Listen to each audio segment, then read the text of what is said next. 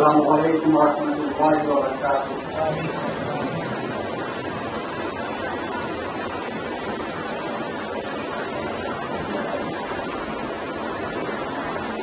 نحمده ونصلي على رسوله الكريم، أما بعد فأعوذ بالله من الشيطان الرجيم، بسم الله الرحمن الرحيم، الف لام را تلك آية الكتاب المبين، إنا أنزلناه قرآنا عربيا لعلكم تعقلون، صدق الله العلي العظيم وصدق رسوله النبي الكريم الأمين الأمين، ونحن على ذلك لمن الشاهدين والشاكرين، والحمد لله رب العالمين، آمين۔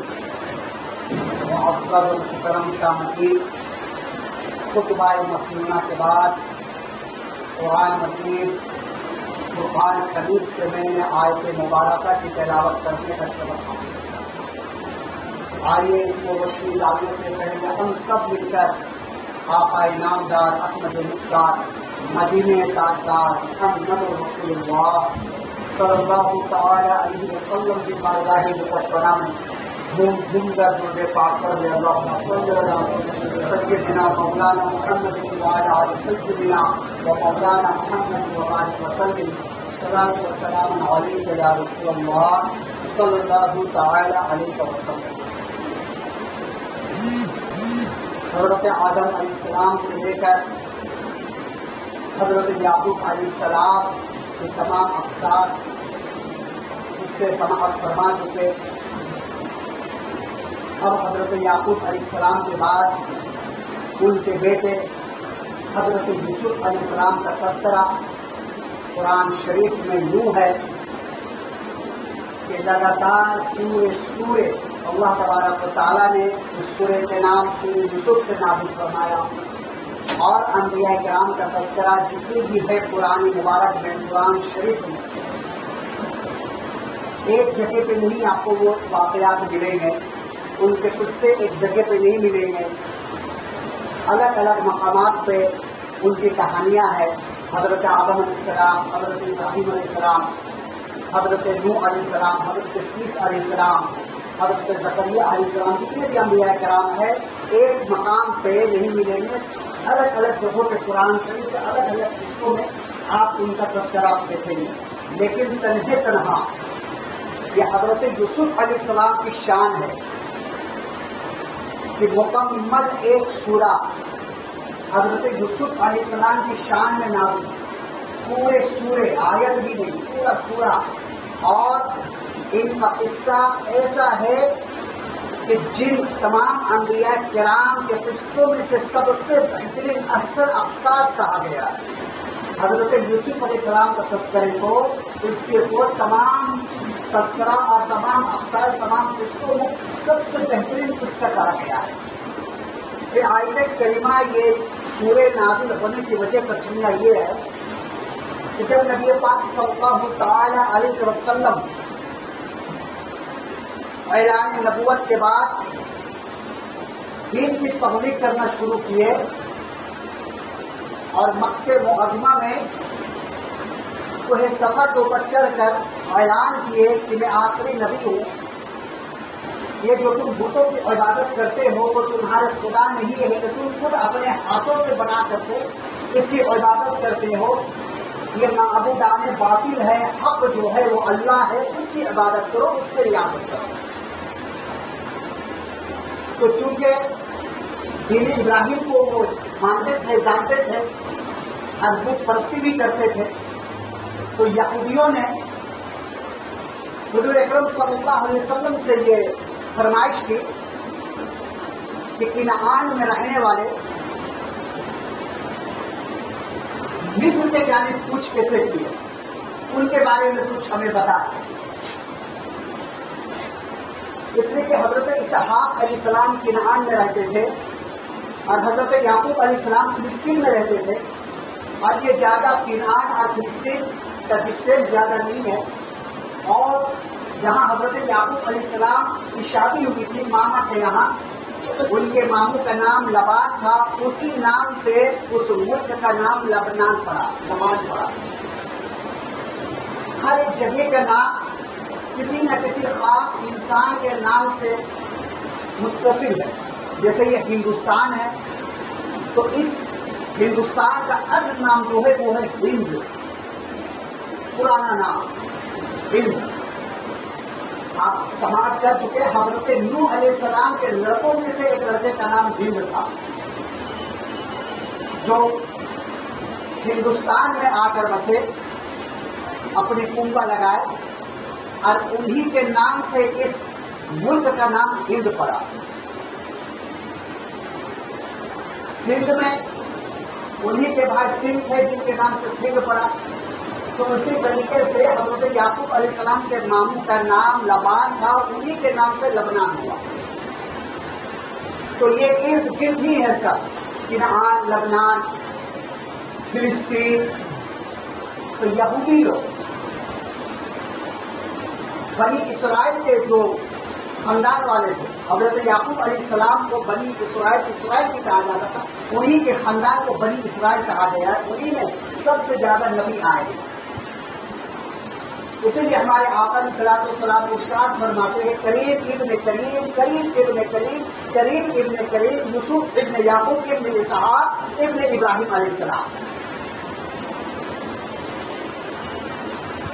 جب یہودیوں نے یہ فرمائش کی کہ فلسطین اب لبنان میں رہنے والے لوگ مصر میں منتقل کیسے ہو گئے، مصر کیسے چلے گئے، تو اللہ تبارک و تعالیٰ نے یہ پورے سورے حضرت یوسف علیہ السلام کے تذکرے میں نازل فرمایا، اور پھر اللہ کے پیارے نبی علیہ الصلوۃ والسلام ان تمام اشیاء کو جو چھپے ڈھکے ہوئے تھے، تمام کہانیوں کو حضرت یوسف علیہ السلام کا تذکرہ کرنا شروع کیے۔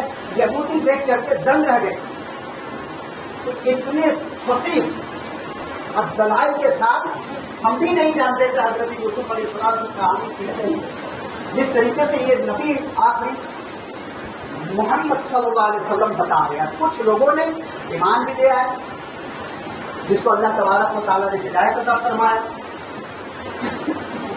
تبلیغ چاہے جتنا بھی کر لے،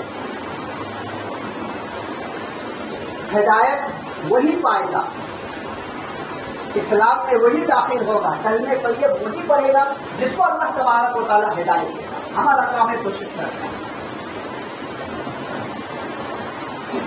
تو جس کو اللہ نے ہدایت دیا اس نے اسلام قبول کیا، کلمہ پڑھا اور صحابی رسول بنا۔ تو اللہ تبارک و تعالیٰ اس سورے میں سب سے پہلا ذکر جو ہے وہ الف لام را۔ الف لام را اس کو حروف مقطعات کہتے ہیں، جیسے الف لام میم، صاد، حام میم، یا سین، نون، یہ حروف مقطعات ہیں۔ اس کا ترجمہ، اس کی میننگ بڑے سے بڑے مفسر کرام بھی نہیں کر سکتے اور نہیں کوئی کر سکتے، اس لیے کہ اس کا معنی اللہ اور اللہ کے رسول ہی جانتے ہیں، باقی کوئی نہیں۔ یہ جو حروف مقطعات ہے اس کی میننگ اللہ اور اللہ کے رسول ہی جانتے ہیں، باقی کوئی نہیں جانتے۔ اس میں کچھ طبقے کے لوگ اعتراض کرتے ہیں کہ یہ جو حروف مقطعات ہے، الف لام میم، حام میم، یا سین، نون، الف لام را، اس کا مطلب، اس کا ترجمہ صرف اللہ جانتا ہے، اس کے علاوہ کوئی نہیں جانتا۔ یعنی ان کا عقیدہ یہ ہے کہ رسول اللہ بھی نہیں جانتے اس کا مطلب کیا ہے۔ تو میں آسان طریقے سے آپ کو سمجھاتا چلوں، عام فہم جملوں میں، تاکہ آپ کو بات سمجھ میں آ جائے کہ ان تمام کا مطلب معنی ہمارے آقا علیہ الصلوۃ والسلام کو معلوم ہے یا نہیں۔ مثلا مثال کے طور پہ میں اپنے ملک جا رہا ہوں، یہاں سے اپنا گاؤں جا رہا ہوں، حضرت حافظ صاحب ہے یہاں، ان سے میں کچھ باتیں تنہائی میں کی، اور وہ یہ کہ حضرت میں گاؤں جا رہا ہوں، میں آپ کے پاس کچھ میسج بھیجوں گا، رقبہ بھیجوں گا، اگر اس میں با لکھا رہے تو سمجھ جائیے گا کہ میں بیمار ہو گیا ہوں، اگر با میں لکھا رہے تو سمجھ جائیے گا کہ میں بیمار ہو گیا. اگر آپ لکھا رہے تو سمجھ جائیے گا کہ میں قرضدار ہو گیا ہوں. اور اگر واو لکھ کر بھیج دو تو یہ سمجھ جائیے کہ میں بہت جلد واپس آنے والا ہوں. چند دنوں کے بعد ہمارے جو مؤذن صاحب ہیں جو کام چلے گئے نا، ان سے گفتگو ہوئی دونوں سے کہ مولانا گئے بہت دن ہو گئے ابھی تک آئے نہیں، کیا بات ہے؟ تو مؤذن صاحب بولے کہ حضرت چند دن پہلے ان کے گروپ کا دستیاب ہوا، میں آپ کو بتانے کے لیے بھول گیا، لیکن اس میں صرف بات لکھا ہوا، ہمیں بات سمجھ میں نہیں آئی اور کہنا گھرنے میں تھا آپ کو بتانے کے لیے بھول گیا میں کہ حضرت رکا بھیجے ہیں.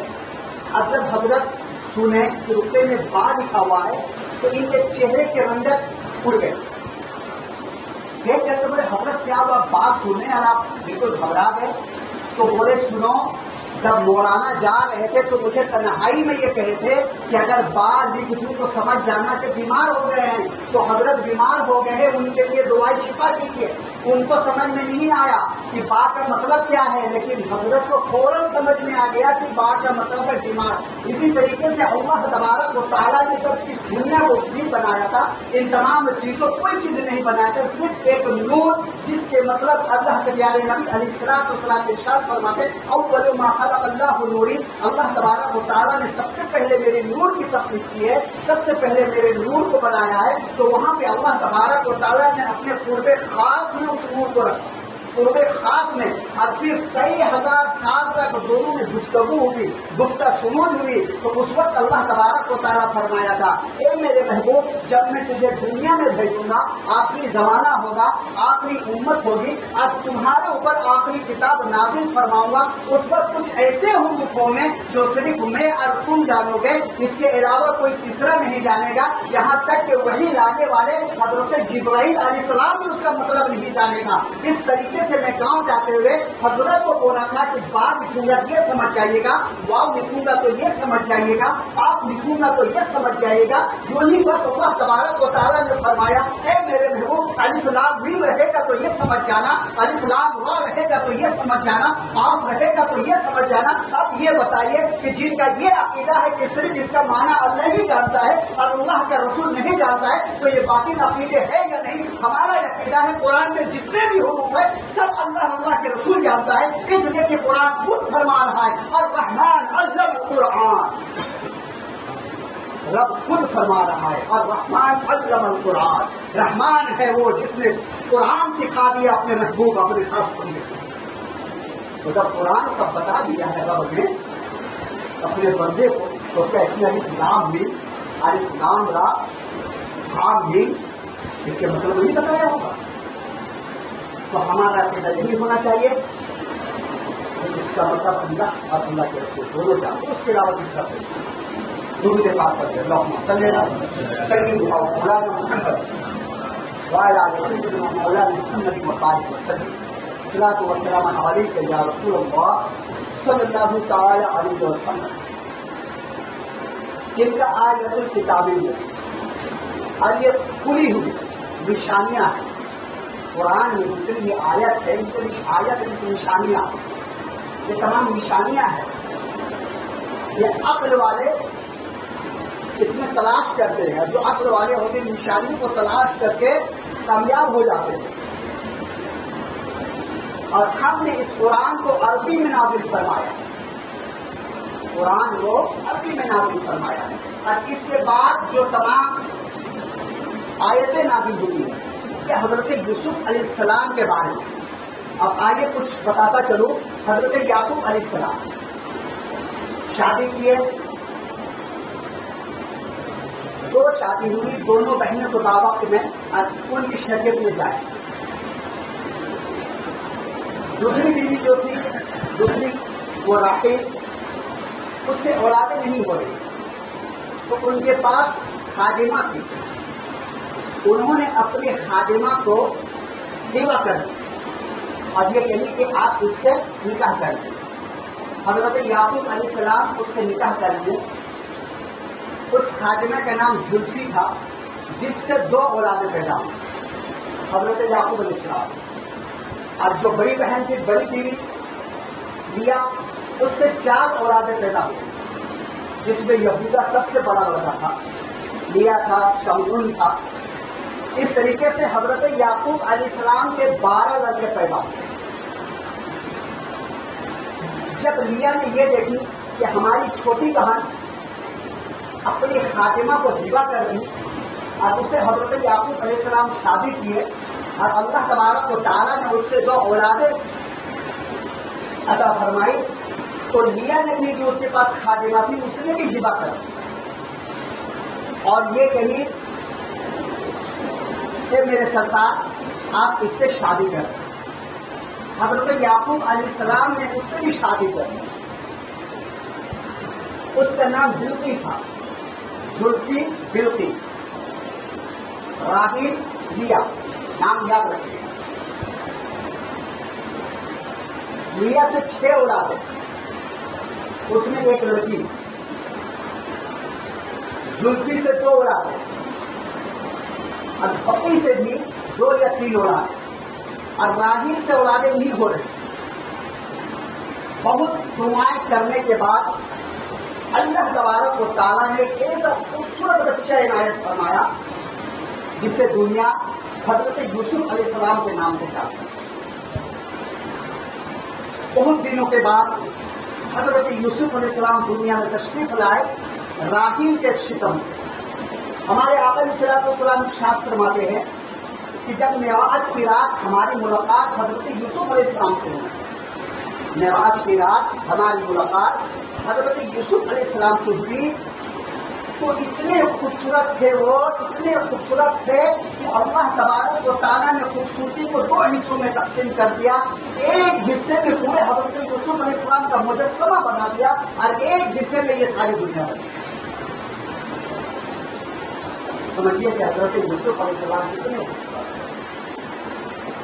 جب حضرت یوسف علیہ السلام اتنے خوبصورت تھے تو جس نے حضرت یوسف کو بنایا اس کی خوبصورتی کا کیا کرنا ہے؟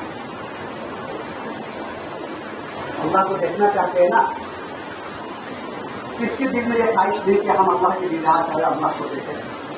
سب چاہتے ہیں نا اللہ کو دیکھیں۔ ایسے ہی اللہ کو دیکھنا اتنا آسان ہے، یہ بھی دیکھ لیں گے۔ جنت میں جو سب سے بڑی نعمت ہے، ہر چیز ہے جنت، اور ان میں سے جو سب سے بڑی نعمت ہے، ان نعمتوں میں سے سب سے بڑی نعمت یہ ہے کہ وہاں رب کا دیدار ہوگا،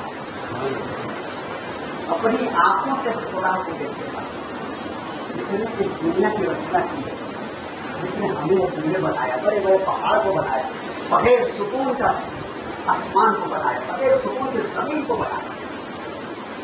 ایسا ہوگا میرا رب، خواہش نہیں۔ اگر ریکارڈ میں سن رہے ہیں وائس ریکارڈ بہت بہترین تقریر ہو رہی ہے، تو آپ کی خواہش نہیں ہوتی ہے کہ یہ جو بیان کر رہے ہیں انہیں میں دیکھنا بھی چاہتے ہیں کیسے ہونے، یہ جب تم بہترین تقریر کر رہے بیان کر رہے تو یہ حضرت ہوں گی کیسے؟ دیکھنے کی خواہش طرف۔ تو جس نے ساری کائنات کو بنایا، حضرت یوسف علیہ السلام کو اتنی خوبصورتی عطا فرمائی، وہ میرا رب کتنا خوبصورت ہوگا، کیسا ہوگا؟ جنت میں اس کا دیدار ہوگا، تو جنت میں کون جائے گا؟ کون جائے گا جنت میں؟ ارے بھائی جو نمازی ہوگا وہی جائے گا نا، جو بدزبان نہیں ہوگا وہی جائے گا نا، اس کا امانت میں خیانت نہیں کرتا ہوگا وہی جائے گا نا، جو بیاض میں پیسے نہیں دیتا ہوگا نہیں لیتا ہوگا وہی جائے گا نا، یا سب جنت میں چلے جائیں گے؟ تو جنت میں جانے کے لیے، رب کے دیدار کے لیے جو سب سے پہلی چیز ہے وہ ہے نماز، اور یہی ہم سے نہیں ہو پاتا ہے۔ ہر چیز ہو جاتا ہے دنیا میں، لیکن نماز نہیں ہو پاتا، نماز سے بہت دور ہے۔ اور پھر چاہیں گے کہ جنت میں جائیں اور رب کا دیدار کریں، تو اگر جن کی خواہش ہے کہ ہم رب کے دیدار کریں، اللہ تبارک و تعالیٰ کو جنت میں دیکھے، تو ٹھان لے کہ جان بوجھ کر کبھی ہماری نماز قضا نہیں ہوگی، جان بوجھ کے کبھی نماز قضا نہیں کریں۔ ورنہ دیکھنے میں تو یہ آتا ہے کہ اذان ہو گئی ہے، گپے لڑا رہے ہیں، بزنس میں لگے ہوئے ہیں، کاروبار میں لگے ہوئے، گھر سنبھالنے میں لگے ہوئے. صحابہ کرام کی زندگی کو دیکھے نا کیسے زندگی گزارا. اللہ جس حال میں ہوتے تھے اذان کی آواز سنتے ہی مسجد کی طرف چل پڑتے. ہمارا حال کیا ہے؟ ہر گھر میں مساجد ہو گئی. پہلے تو دور جایا کرتے تھے نماز پڑھنے کے لیے. گلیوں میں مسجد ہے، گھروں میں مسجد ہے، بلڈنگوں میں مسجد ہے، پھر بھی نمازی نہیں. پھر بھی نمازی نہیں. جب ہماری مسجدیں خالی رہیں گی تو بھائی اس میں دوسرے لوگ آئیں گے نہیں نا. نمازی نہیں ہو گئے، مسجدیں ویران رہے گی اور اللہ تبارک و تعالیٰ کیا کرے گا؟ پھر یہی کہ تم سے چھین کر دوسرے کے حوالے کر دے گا. ٹھیک ہے، اس لیے کہ بغیر اللہ کے حکم کے کچھ نہیں ہوتا. یہ ہوا بھی نہیں چلتی، پتیاں بھی نہیں ٹوٹتی، تو بغیر اللہ کے مرضی کے کسی کی ہمت کیسے کہ ہماری مسجد کو کوئی دے. مرضی مولا. اب مرضی مولا کیوں ہے؟ کہ ہم لاپرواہ ہو گئے. اپنی مسجد میں آ کر کے ہم اپنی مسجد کو آباد نہیں کرتے. تو جسے خواہش ہے کہ ہم رب کی دیدار کریں، اللہ کو دیکھے جو بہت خوبصورت ہے، جو بہت بہترین ہے، تو ٹھان لے کہ آج سے ہماری نماز قضا نہیں ہوتی. اگر جماعت نہ مل سکے، مسجد نہ آ سکے، تو جہاں ہے وہی ہم نماز پڑھیں.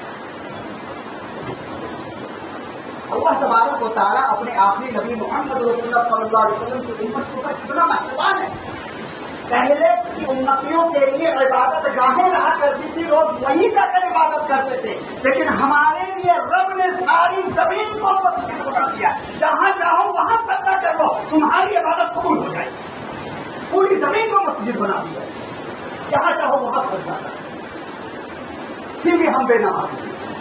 اور شوق رکھتے جنت میں جانے کے، شوق رکھتے رب کی دیدار. شوق پاتے ہیں تو محنت بھی کریں، آئے نماز پڑھیں. حضرت یوسف علیہ السلام کی خوبصورتی اللہ آقا علیہ السلام بیان فرماتے ہیں. 2 حصوں میں تقسیم کیا تھا. ایک حصے میں یہ ساری دنیا بنی اور ایک حصہ حضرت یوسف علیہ السلام کو بیان کیا گیا. پورا مکمل حضرت یوسف علیہ السلام کی خوبصورتی ایسی تھی. آخری زمانے میں حضرت یوسف علیہ السلام کی 61 سالی میں 1 مہینے کے لیے راشن ختم ہو گیا تھا. انشاءاللہ آج پھر دہراؤں گا، لیکن بتاتا چلو 1 مہینے کا راشن ختم ہو گیا تھا تو تمام رعایوں کو اپنی جگہ پہ بٹھا دیے تھے اور اپنا نقاب پلٹ دیے تھے. جتنے دیکھنے والے تھے سب خوبصورتی دیکھ کر اپنی بھوک پیاس بھول گئے تھے. اور 1 مہینے تک حضرت یوسف علیہ السلام کے چہرے کے دکھائے اندازہ لگائے حضرت یوسف علیہ السلام کے. انشاءاللہ تبارک و تعالیٰ اگلے جمعہ اس سے آگے آپ کو بتایا جائے گا. آپ عمل کریں. انبیاء کرام علیہ السلام کے قصے اس لیے سنائے جا رہے ہیں تاکہ آپ اس پر عمل کر کے دین کی خدمت کریں، اپنے دین کی مدد کریں. اللہ تبارک و تعالیٰ ہم سب کو انبیاء کرام کے نقش قدم پر چلنے کی توفیق و رفیق عطا فرمائے. وآخر دعوانا استغفر اللہ ربی من کل ذنب واتوب الیہ والحمد للہ رب العالمین. آپ کھڑے ہو جائیں اور تبھی دوست کر لیں اچھے سے.